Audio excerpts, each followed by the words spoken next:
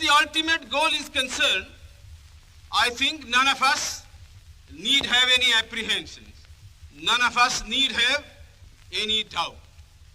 But my fear, which I must express clearly, is this. Our difficulty, as I said, is not about the ultimate future. Our difficulty is how to make the heterogeneous mess that we have today take a decision in common and march in a cooperative way on that road which is bound to lead us to unity. Our difficulty is not with regard to the ultimate. Our difficulty is with regard to the beginning. Mr. Chairman, therefore, I should have thought that in order to make a start, in order to induce every party, every section in this country, it would be the act of greatest statesmanship for the majority party even to make a concession to the prejudices of people who are not prepared to march together. And it is for that I propose to make this appeal. Let us leave aside slogans. Let us leave aside words which frighten people. Let us even make concession to the prejudices of our opponents.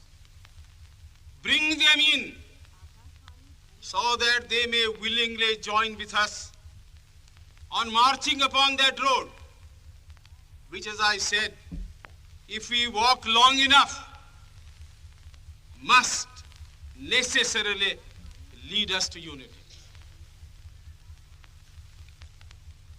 And if I, therefore, from this place, support Dr. Jaikar's amendment, it is because I want all of us to realize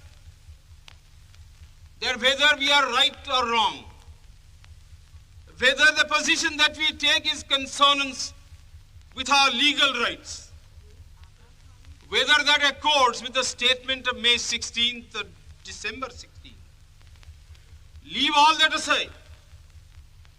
This is too big a question to be reduced to the position of mere legality.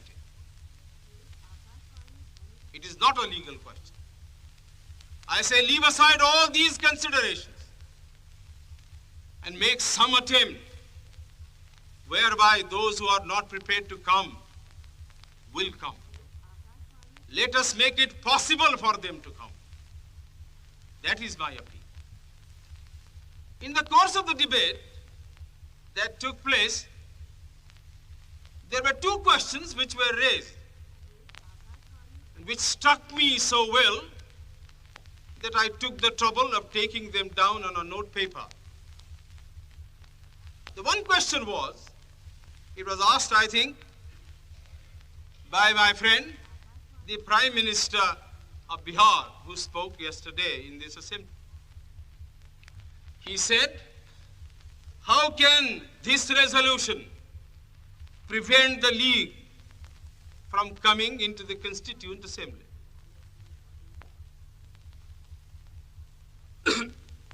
Today, my friend Dr. Shyam Prasad Mukherjee asked another question.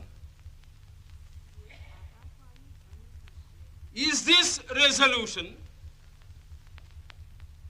inconsistent with the cabinet mission's proposal?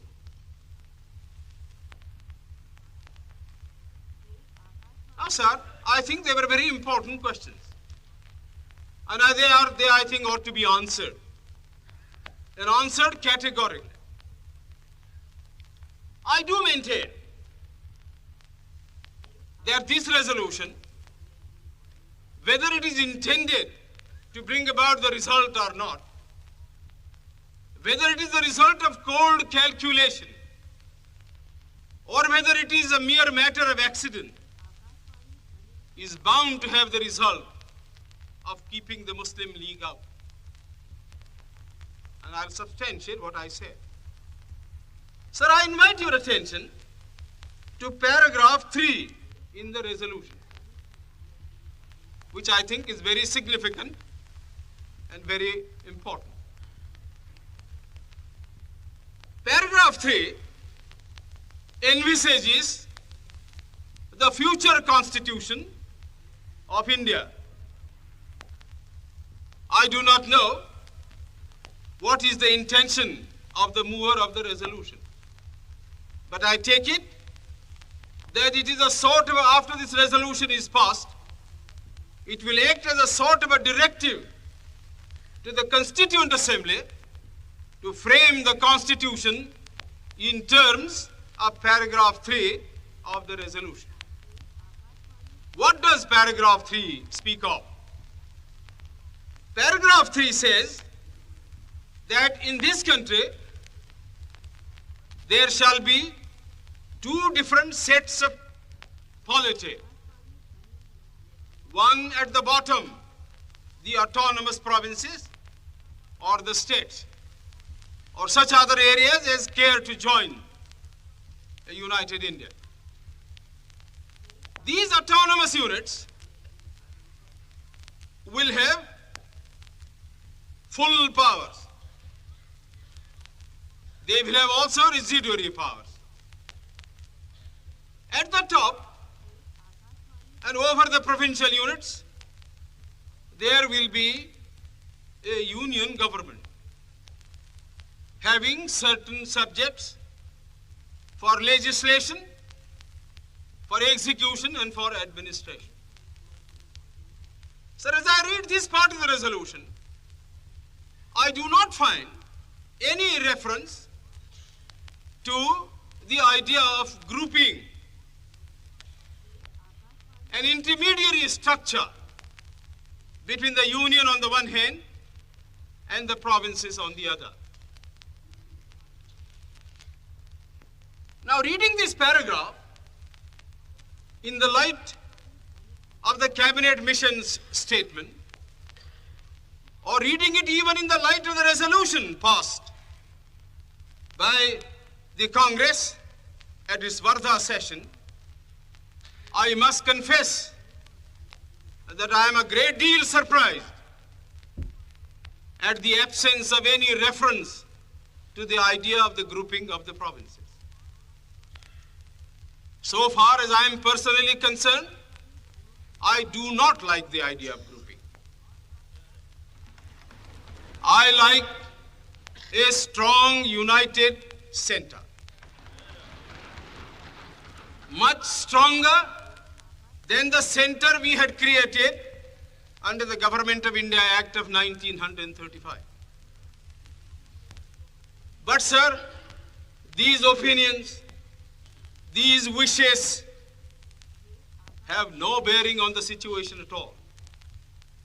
We have traveled a long road.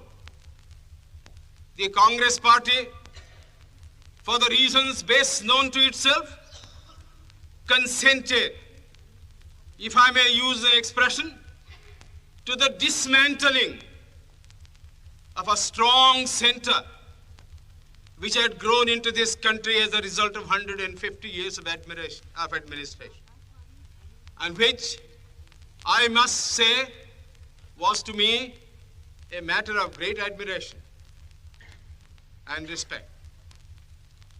But having given up that position, having said that we do not want a strong center, and having accepted that there must be or should be an intermediate polity, a sub-federation between the union government and the provinces, I like to know why there is no reference in paragraph 3 to the idea of grouping.